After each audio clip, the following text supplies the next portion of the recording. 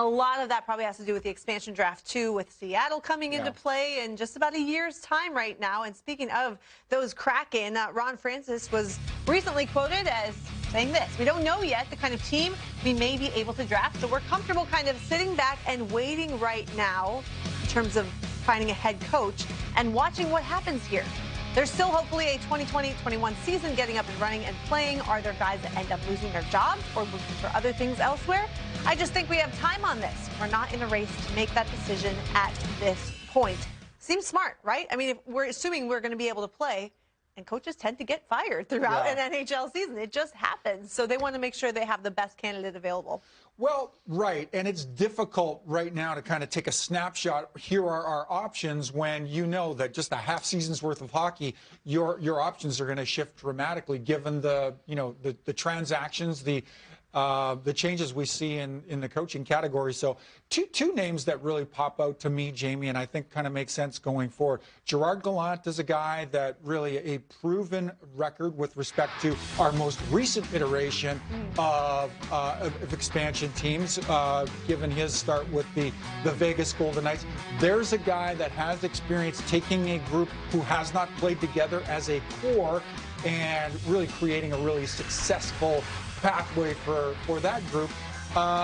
You know, do you think he'd want to do that? Has been rumored. Sorry? Do you think Gerard Gallant would want to do that, though, knowing how much work and effort it takes to start a new team in a new city? I mean, I guess you want to be an NHL coach, right? But still, it seems like quite the challenge to do all over again. Yeah, I think so. But I think for somebody like Gerard Gallant, given that you went through it, you were able to really succeed in that first endeavor where the Vegas Golden Knights were concerned. And I think Gerard felt at the end of the day, his opportunity was really cut short. He had a great thing going, and management chose to go in a different direction rather unexpectedly.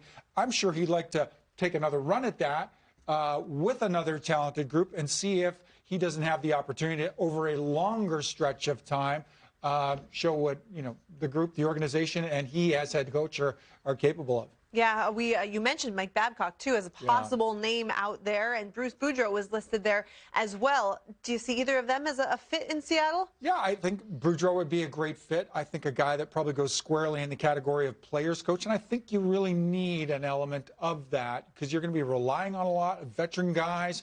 I think you need a coach that works well with veteran guys. Babcock, for me, by contrast, I just, in terms of the coach approaching an organization, if you're looking at it through that lens, I don't know if that's a fit for Babcock necessarily. Keep an eye on another name out there who has interviewed for head coaching opportunities or vacancies in the past. Lane Lambert, Barry Trotz's assistant coach in the island. They've been together going all the way back to Nashville with a stop in, a rather successful stop in Washington in between Nashville and Long Island. But Lane Lambert, I think, is a guy who has earned his stripes, has demonstrated that alongside of Trotz, he's capable of replicating success wherever it is those two land.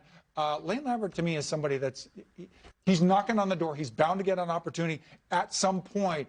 Is Seattle that opportunity? Yeah, that is the question. And, I feel like we always talk about the same guys. They get fired, and then they get rehired, and they get fired. There is a big recycling act that tends to happen in the NHL. So you're right. Maybe a brand new team is the right fit to take a chance on a guy that hasn't been a head coach yet in the NHL. Wouldn't surprise me at all. A guy that brings a fresh approach, brings a fresh set of ideas. And the one thing I know about Lane Lambert as a bench boss, he's got that presence. It really is.